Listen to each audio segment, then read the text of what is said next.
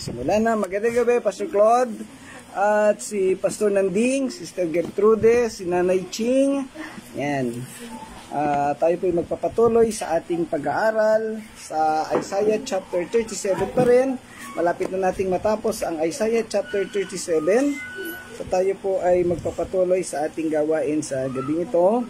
Tayo po ay manalangin muna bago tayo magpatuloy sa ating lesson. Samahan po ninyo ako. Ama naming Diyos na dakila sa lahat, maraming salamat pong muli sa gabi ito sa pagpatuloy na pagkakaroon ng panahon na kami ay makapag-aral ng iyong salita. Patuloy mo kaming samahan, patuloy mo kaming gabayan, at ikaw ay aming maparangalan. Matuto kami sa mga aralin na ito, at patuloy, Panginoon, na ikaw ay aming maitaas, ikaw ay aming maparangalan. Pagpalain mo kami at gabayan, Panginoon, sa pangalan ng Panginoong Jesus. Amen. Okay, muli po magandang gabi sa inyong lahat. At kasama ko ulit sa church ang Ornido family. Nawawala si Kuya Bob. Si Kuya Bob ang wala ngayon. Yeah. Okay, so tayo po ay nasa chapter 37 pa rin, verses 30 and 32. Kagabi ay tinalakay natin ang 27, 28, and 29. Tama, yan.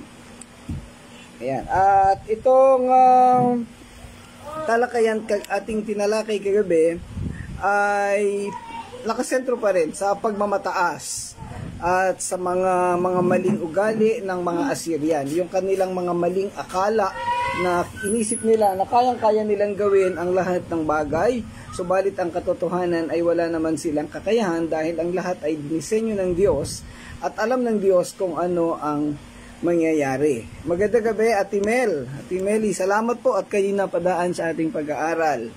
Yan, kumusta na po kayo? Okay, so sa ating talakayan kagabi, ipinakita natin doon na yung mga Israelita na dating malakas ay nawalan ng kakayahan. Ipinagmamalaki nila ang kanilang sarili, subalit dahilan sa kanilang sa kalakasan ng yung pananakot sa kanila ng Assyria, dumating sa punto na nawalan sila ng kalakasan at sila ay babalik sa Panginoong Yahweh o sa Panginoong Diyos. Doon sa verse 28 and 29, ang sabi dito, lahat ng iyong gawin ay nalalaman ko, hindi lingid sa akin anumang balak mo. Dahil sa galit mo't paglaban sa akin at paghahambog mong hindi nalihim, kaya ang ilong mo'y kakawitin ko. So ito'y tumutukoy doon sa sitwasyon naman ng Assyria na patatahimikin ni Yahweh ang kanyang kayabangan, ang kanyang pagkahambog, ang kanyang pagmamataas ay patatahimikin ni Yahweh sapagkat nakakaepekto na meron ng hindi magandang resulta o epekto sa kanila ang kanyang ginagawang pagmamataas. So sa gabing ito, pagpapatuloy natin ang ating talakayan. Tayo naman ay nasa talatang 30, mag-start tayo sa verse 30 and then 31 and 32. Ang sabi sa verse 30, ito ang magiging palatandaan ninyo. Sa taong ito, ang kakainin ninyo'y bunga ng halamang dati nang nakatanim. Magandang gabi, Brother Edgar. Ang kakainin ninyo bunga ng halamang dati nang nakatanim. Sa susunod na taon, ang kakainin ninyo'y ang ani sa tutubong supling ng halamang iyon. Ngunit sa ikatlong taon, magtatanim na kayo ng panibago at ang kakainin ninyo'y ang ibubunga nito. Sa verse 31, ang mga nalabi sa Juda ay parang halamang muling mag-uugat at mamumunga. Sa verse 32, sapagkat may malalabi mula sa Jerusalem at may maliligtas mula sa bundok ng Sayon. Mangyayari ito dahil kay Yahweh na makapangyarihan sa lahat. Ilinalarawan ng mga talatang ito ang mga palatandaan na ibibigay ng Diyos kay Haring Hezekias upang ipakita ang proteksyon ng Panginoon at pagkapanumbalik sa hinaharap. Ito'y mangyayari matapos na matalo ng Israel o bumagsak ang kaharian ng Assyria. Ito ang mangyayari. So ito tila isang propesiya na direktang ang Panginoong Diyos ang nagsabi, syempre sa pamamagitan ni Propeta Isaiah. Kasama sa tanda ang pag-aani at mga sistema ng pagtatanim sa loob ng 3 taon na sinusunda ng pag-unlad ng nalabi sa Juda. Sa partikular, ang talata ay nagpapahiwatig na si Hezekias at ang kanyang mga tao sa simula ay makakaranas ng limitadong pag-aani o limitadong mga bagay na kanilang gagamitin o kukonsumuhin sa kanilang pang-araw-araw na pangailangan. Sa unang 2 taon ay magiging limitado ang kanilang gagamitin o ang mga magsusustain sa kanilang buhay. Subalit sinusundan ito ng pagbabalik sa normal na mga gawain sa agrikultura sa 3 taon. Ang sitwasyon natin nagpapakita sa panahon na yung kanilang lupain ay naging tigang o nawalan sila ng pagtatanim o ng ani.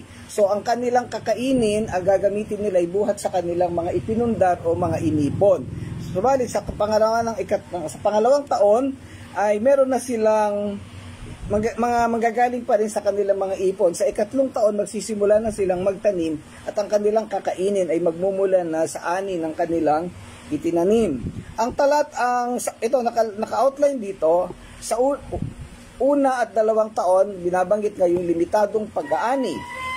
Ito ay magmamarka ng kakulangan ng normal na kasaganaan ng mga pananim. Sa 3 taon, babalik ang normal na sitwasyon kung saan ang bayan na pinamumunuan ni Hezekiah ay makakapaghasit na ng mga binhi, makakapag-ani na ng mga pananim at makakapagtanim na ng mga ubas na tinatamasa ang mga bunga ng kanilang pagpapagal. So meron na silang production, magkakaroon na ng pag-aani, unti-unti nang babalik ang kasaganaan sa kanilang bayan.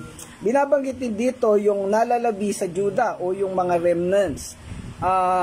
Ito tumutukoy sa mga grupo ng mga tao na malalabi sa Juda, mag-uugat pababa at magbubunga pataas. Ito ay nangangahulugan ng pagkapanumbalik at pag-unlad ng mga nakaligtas sa pagsalakay ng Assyria. So ating makikita, ating mababalik-aralan na nung panahon sila'y sinalakay ng Assyria, halos na naubos ang produksyon at maraming mga tao ang nangawala o namatay doon sa Juda. So sa panahong binabanggit dito, pagkatapos silang matalo ng Juda ang Assyria o pabagsakin ng Panginoon, unti-unting manunumbalik ang kasaganaan sa buhay ng mga taga-Juda.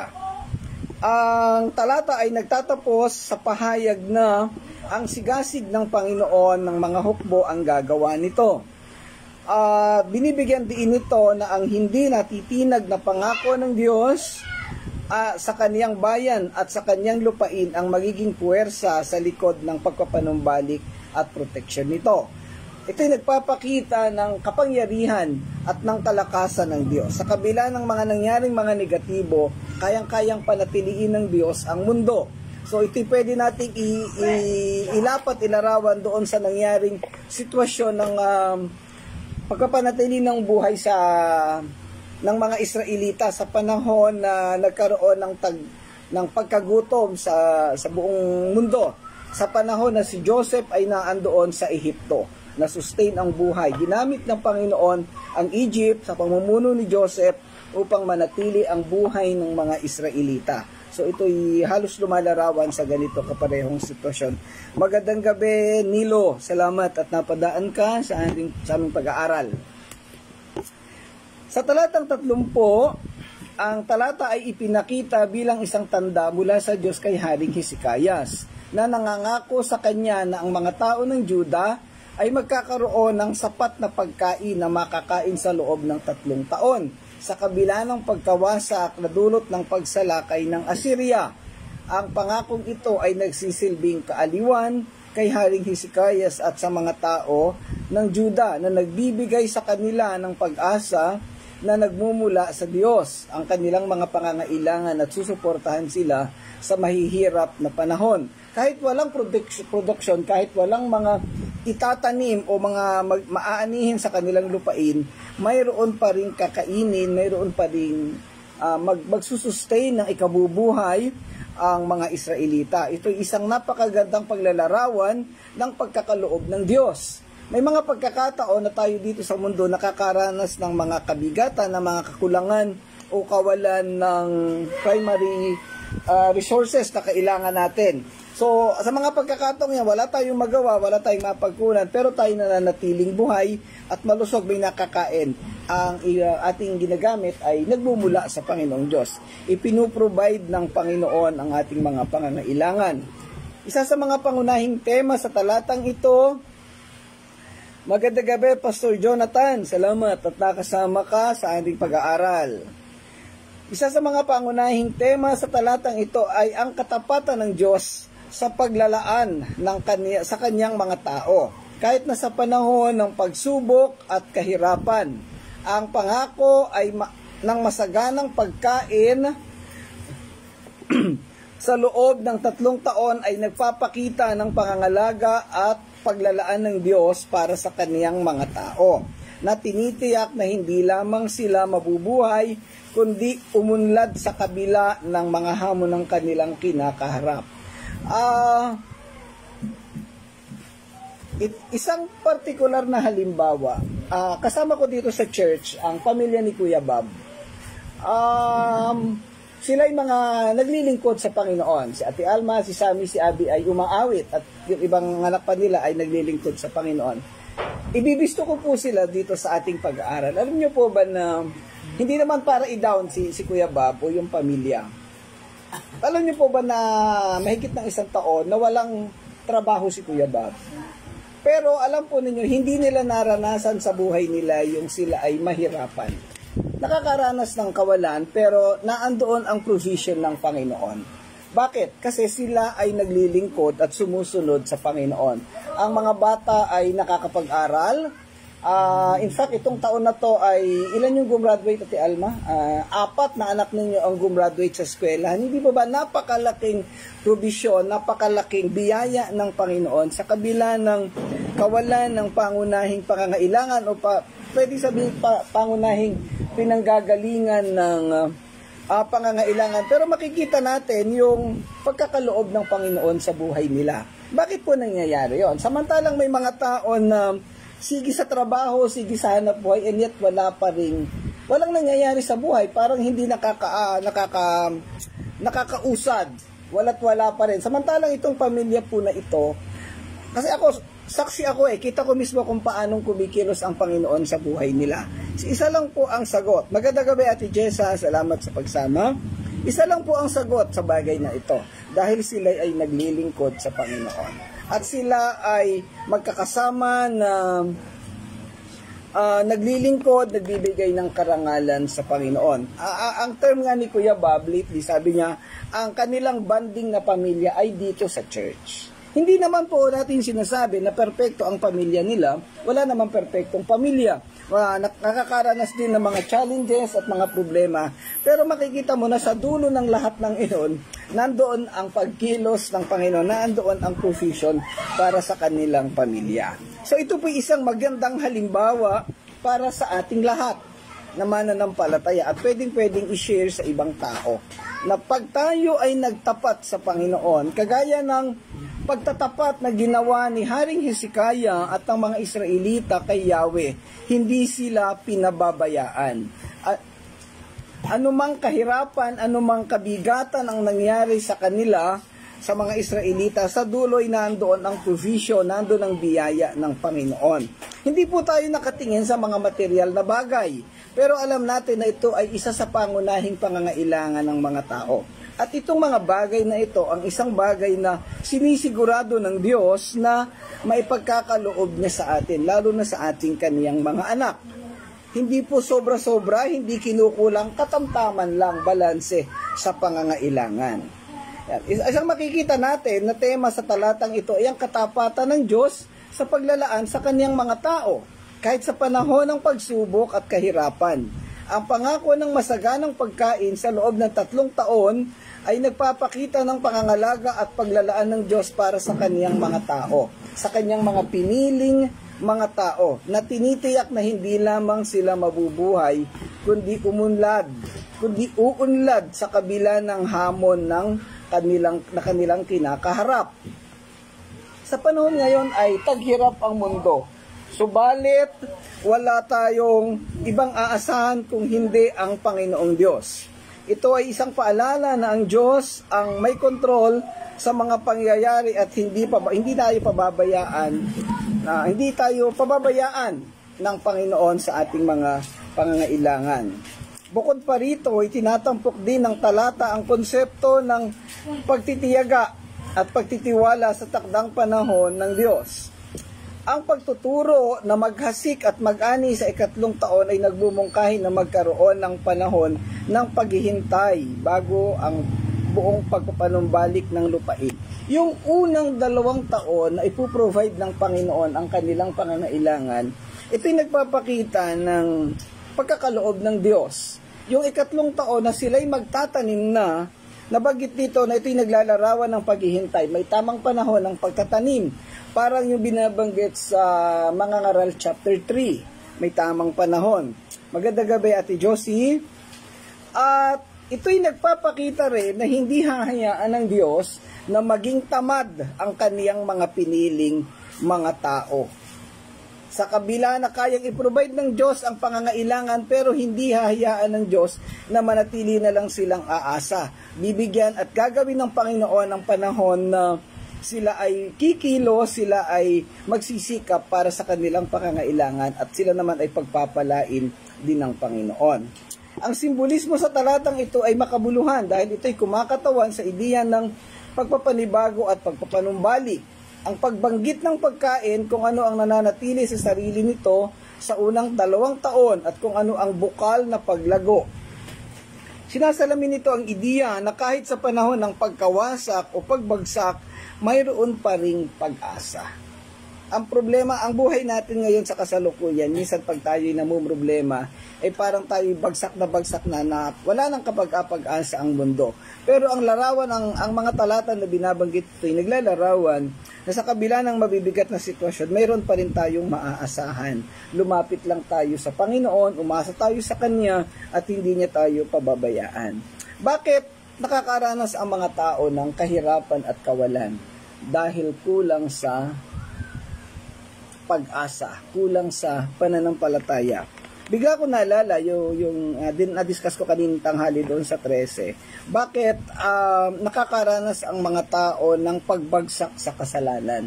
Dahil ini-entertain nila yung kawalan ng pananampalataya. Maraming mga tao na nagsasabing Kristiyano, sumisimba, gumagawa ng maraming bagay para daw sa Panginoon, subalit hindi nagmumula sa puso, hindi na mo okay. Pastor Claude, paki-check nga po kung naririnig nyo pa ako. May nag-message lang na wala daw ang connection. Hindi ko alam kung si Jessa, sa akin ba nawala o sa inyo. Paki-message lang po kung naririnig nyo pa ang aking pag-discuss. Okay. So yun, nakikita natin na maraming mga tao na nag-aakalang gumagawa ng mabubuti para sa Panginoon. Pero ang totoo ay ginagawa nila para sa sarili nila. Kaya hindi sila nagtatagumpay. Okay. Pansinin din natin na kaakibat ng normal na proseso ng Diyos ang pagkilos ng tao. Ang paghamon at pagtutulak sa kanila na maging produktibo at hindi umasa lamang sa ibibigay ng Diyos. Okay, salamat Pastor Claude, salamat. Sister Gertrudes, paki-reset mo lang ang connection mo, mag-out ka tapos mag-join ka lang uli para baka nagkaroon lang ng problema dyan. Okay. Kasama sa disenyo ng Diyos sa tao ang maging masipag, matiyaga at may pagkilos. Salamat Ate Jessa. Ito ay isang uri ng legacy na maaari nating gawin sa ating buhay. Pwedeng tayo'y maging maunlad, pwedeng tayo'y maging mayaman, pwedeng umaapaw ang ating resources sa kasalukuyang panahon. Salamat Brother Edgar. Subalit, hindi tayo kinakailangang manatiling nakaasa na lamang doon sa kung anong meron tayo sa kasalukuyan. Kinakailangan pa rin tayong kumilos. Hindi natin kinakailangan maging kampante o complacent dahil nandiyan naman ipoprovide lahat ng Panginoon. Para bang si Juan tamad na hindi ka na kumilos kasi alam mo na ibibigay lahat ng Panginoon. So yun po ang mali. So itong inilalarawan sa talatang ito, sa kabila na kaya namang i-provide talaga ng Panginoon ang pangangailangan, pero mapapansin natin sa ikatlong taon ay hinayaan niya ang tao na magtanim, maging resourceful at gumawa, kumilos para sa kanilang pangangailangan. Hindi po konsentidor ang ating Diyos sa kabila ng kaniyang kapangyarihan at kakayahan. In the same way, alam niyo, napakagandang lesson ito sa ating mga magulang. Kahit kayang i-provide ang pangangailangan ng mga anak, ay turuan ng mga anak na kumilos at magtrabaho. Kanina, ako nakakwentuhang isang nanay, hindi ko nababanggitin ang pangalan. Siya'y namumag-aral, graduate ng college, pero hindi nagtrabaho. At wala daw ginawa kundi maglaro ng surf. Ayan, okay. Walang inatupag kung hindi matulog, maglaro, kumain. So, namumroblema yung nanay kasi hindi pinag-aral niya, pinrovide niya lahat ng pangangailangan, tapos hindi nagtatrabaho. Napapagalitan na niya. Sabi ko, wala tayong ibang pwedeng gawin kundi kausapin mo yung anak mo at ipanalangin. Kasi, sabi ko sa nanay, kausapin mo siya ng minsanan, at sabihin mo na lahat. At pagkatapos mo makausap, tumigil ka na. Kasi baka natuturetin na rin yung tinga sa kasasabi mo. Alam mo, yung mga kabataan ganun eh. So, ayan. So, sana ay, siyempre kasama ang pananalangin para sa ganun. May iba't ibang problema, iba't ibang sitwasyon ng mga tao. So, dito na pinapakita sa talatang 30 na hindi tayo hahayaan ng Diyos na maging tamad. Hindi hahayaan ng Diyos na tayo umasa na lamang ng umasa sa kung ano yung meron tayo. Sa talatang 31, ang sabi dito, ang mga nalabi sa Juda ay parang halamang muling mag-uugat at mamumunga. Ang talatang ito ay nagpapakita ng pagpapanibagong buhay. Buhat sa kawalan, buhat sa kamatayan ay magpapanibagong buhay. Buhat doon sa naging tuyo, na bukirin, na walang production, magkakaroon ng panibagong panahon ng pagtatanim at pagkakaroon ng panibagong pag-aani. Ang tema ng talatang ito ay nakasentro sa ideya ng pagpapanumbalik at pagpapanibago. Ang nalabi sa Juda, yaong mga nakaligtas sa mga pagsubok at kapighatian na kanilang hinarap ay muling makakatagpo ng katatagan at lakas. Ang imahe ng pag-ugat, pababa at mamumunga pataas ay isang malakas na simbolo ng katatagan at paglago. Ito'y nagpapahiwatig ng pagbabalik sa kanilang mga pundasyong paniniwala at mga halaga o yung pagtubo uli, muling pag-unlad ng buhay.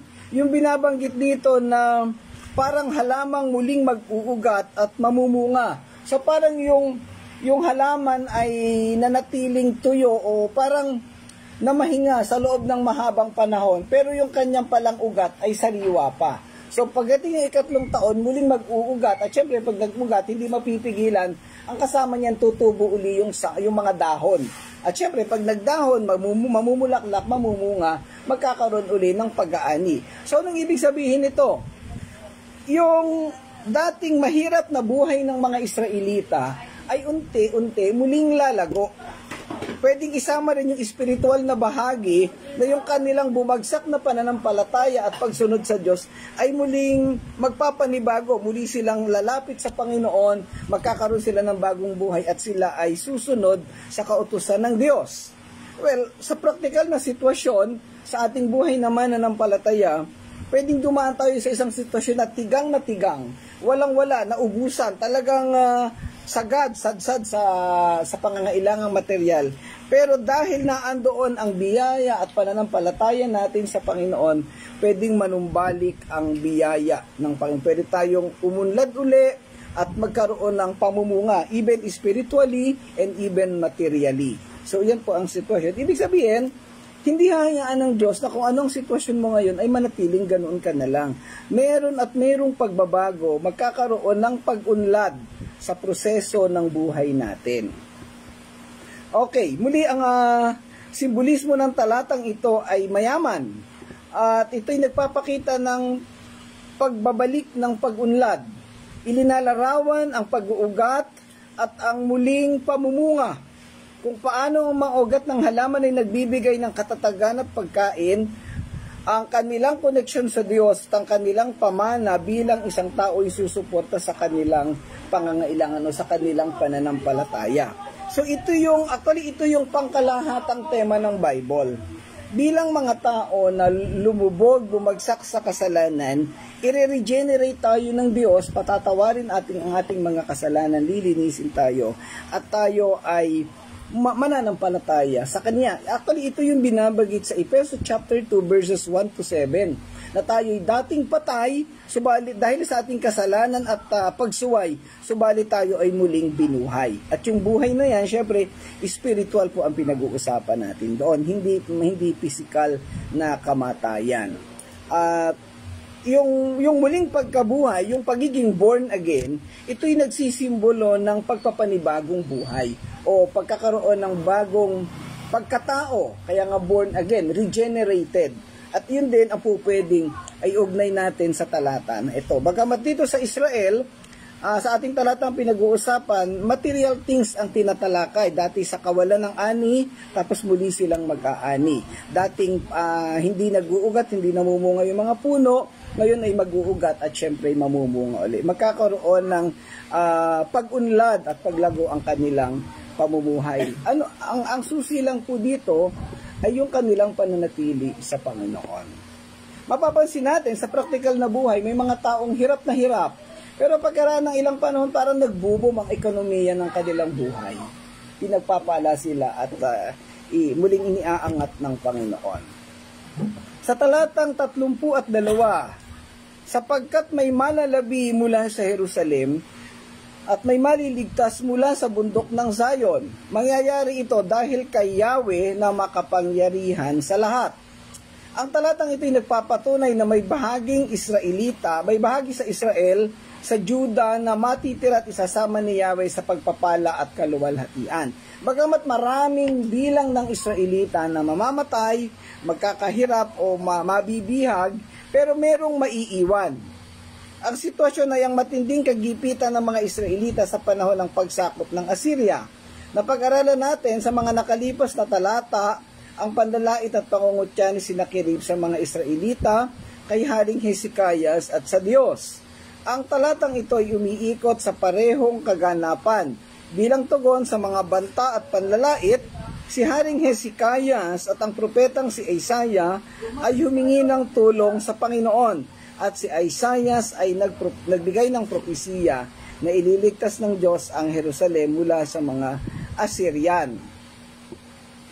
Ang talata ay nagsisimula sa pangako ng isang labi o remnant. So, very familiar na tayong lahat dun sa salitang remnant. So, ito yung mga natira sa pagkawasak. Gleanings, dun tinalakay dun sa sa ibang talata. Ibig sabihin, hindi totaling uubusin ng Panginoon ang mga tao sa Israel. Merong matitira at merong masasama sa kaligtasan at doon sa kaluwalhatian. Isang practical na application sa mga nasaksihan ko at naranasan sa mga panahon ng paglilingkod. Merong mga simbahan na bumabagsak, nawawala. Pero alam nyo, laging mayroong natitira, 1, 2, 3 miyembro. At yung mga natitira na yan ang nagpapatuloy sa pagpapalago at muling i-re-establish ng simbahan. Kung mayroong mga pagkakataon na ubos na ang mga tao, mayroong ginagamit ang Panginoon para manumbalik ang gawain at ang paglilingkod sa Kanya. Binanggit din sa talata ang may binabagit ito, yung mga tumakas mula sa bundok Sayon. Ang bundok Sayon ay kadalasang ginagamit bilang simbolo ng presensya ng Diyos at ang seguridad ng Kaniyang mga tao. Ang katotohanan na ang ilan ay tatakas mula sa bundok Sayon ay nagpapahiwatig na kahit sa gitna ng panganib, ang Diyos ay magbibigay ng paraan ng pagtakas para sa kaniyang mga tao. Ililigtas. Ito'y tumutukoy sa pagliligtas ng Diyos sa mga tao. Ito'y nagsisilbing paalala na ang Diyos ay laging naroroon at gumagawa para sa kaniyang bayan, kahit nasa panahon ng kaguluhan. Kaya nga, ang isang natutunan natin sa Bagong Tipan, kahit tayo'y makasalanan, tigmak ng karumihan, pag tayo ay nagsisi, lilinisin tayo ng Diyos at ipapanumbalik tayo sa kaniyang kandungan, sa kaniyang kawan. Parang yung sitwasyon na yung pusakal na magnanakaw sa krus, the moment na siya ay humingi ng tawad, the moment na siya ay nanumbalik sa Panginoong Hesus, ay tinangkilik siya ng Panginoon at ilinigtas, isinama sa kaniyang kaharian. Ang talatang ito ay nagbibigay ng mayamang tema na mababasa natin sa buong Biblia. Pinapakita nito ang katapatan ng Diyos sa kaniyang mga tao, ang kanyang kakayahang iligtas sila mula sa kanilang mga kaaway at ang kaniyang marubdob na pangako sa pagpapanatili ng isang tapat na nalalabi. Binibigyan din ito ang kahalagahan ng paghingi ng tulong sa Diyos at pagtitiwala sa kaniyang pagliligtas. Kahit na sa tila hindi malulutas ng mga kalalagayan o mabibigat na sitwasyon. Ang Diyos ay laging kasama, ang Diyos ay laging nagpo-provide sa atin. Sa pagtatapos ng ating talakayan, makikita natin dito sa 3 talata na ito, yung kalalagayang pisikal ng Israel, bagsak, walang kakayahan, walang pagkain, talagang hirap na hirap. Yung mga lupa ay tigang, walang produksyon, walang sustansya na nakukuha sa lupa kaya hindi sila makapagtanim. Subalit pagkatapos ng lahat ng ito, ipapanumbalik ng Panginoon ang bagong buhay, ang bagong kagandahan ng lupain, yung restoration ng kanilang bayan at maging yung spiritual na sitwasyon ng mga tao. So ito'y nagpapakita na ano man ang sitwasyon natin sa kasalukuyan, gaano man kahirap ang ating sitwasyon, darating ang panahon na iaayos tayo ng Panginoon. Hindi hayaan ng Panginoon na magpatuloy tayo sa ganitong mabibigat na sitwasyon. Hindi hayaan ng Panginoon na manatili tayong wala. Alam nyo, sa haba ng panahon na nabuhay ako sa mundo, maraming pagkakataon na naranasan ko yung sagad na sagad, walang pera, walang pagkain, wala halos magastos, pero darating ang panahon na may ipinuprovide ang Panginoon. Siguro lahat sa atin dito ay nakaranas ng ganyang sitwasyon na naubusan, sumagad, pero hindi na natili na ganon. Dadating ang panahon na may ipagkakaloob ang Panginoon. May gagamitin ng Diyos at muling papanumbalikin ang ating mga buhay. Ito'y isang panawagan at paalala sa ating lahat na huwag nating hayaan na tayo ay bumagsak. Huwag nating hayaan na tayo ay sumuko sa mga simpleng problema at kagipitan na ating nararanasan. Dahil ang Diyos ay hindi natutulog, alam ng Diyos ang ating sitwasyon at alam ng Diyos kung paano isasaayos ang ating mga buhay. Tatandaan natin ang ating pananampalataya, ang ating patuloy na pagkapit at pag-asa sa Kanya ay magbibigay sa atin ng muling pag-asa. Manatili lang tayo sa Diyos at hindi niya tayo iiwanan, hindi niya tayo pababayaan. Okay, so hanggang doon lang po muna ang ating talakayan sa gabing ito. Bukas ipagpapatuloy natin ang mga susunod na talata. May dalawang natitirang araw na lamang ang Isaiah chapter 37. So ito na yung pinaka pagsasarado, yung bukas at saka sa Lunes na talakayan natin. So, at wag nating mamimiss ang mga susunod na bahagi kasi ito yung pinaka-climax. Makikita natin kung ano ang gagawin ng Panginoon sa mga mapagmataas na bayan ng Assyria. Okay, so tayo po'y magwakas pansamantala sa gabing ito. Samahan po ninyo ako sa ating panghuling panalangin. Ama naming Diyos, Panginoon naming Ama, muli po kaming nagpapasalamat sa katatapos naming pag-aaral. Salamat sa iyong biyaya ng karunungan. Salamat sa pagkakaroon ng bukas na puso't isipan sa bawat isa sa amin. At kami na kapag aral kami ay natuto. Ikaw na Panginoong Diyos ang gumabay at manguna sa aming lahat. Patuloy mo kaming samahan, patuloy mo kaming gabayan. At ikaw Ama ang patuloy na maging sandigan ng aming mga buhay. Ito'y patuloy na mangusap at magpaalala sa amin ng iyong biyaya, ng iyong pagtulong sa aming lahat. Salamat po dakilang Diyos. Pagpalain mo po ang bawat isa na nakasama namin ngayon at kami po ay makapagpatuloy ng paglilingkod sa iyo. Salamat po, ito po ay aming panalangin sa pangalan ng Panginoong Hesus. Amen. Okay, maraming salamat po uli sa inyong lahat. Pagpalain po tayo ng Panginoon. Bukas ay magkita-kita tayo sa ating mga simbahan. Okay, salamat po sa inyong lahat. Pagpalain kayo ng Panginoon. God bless everyone. Bye-bye po.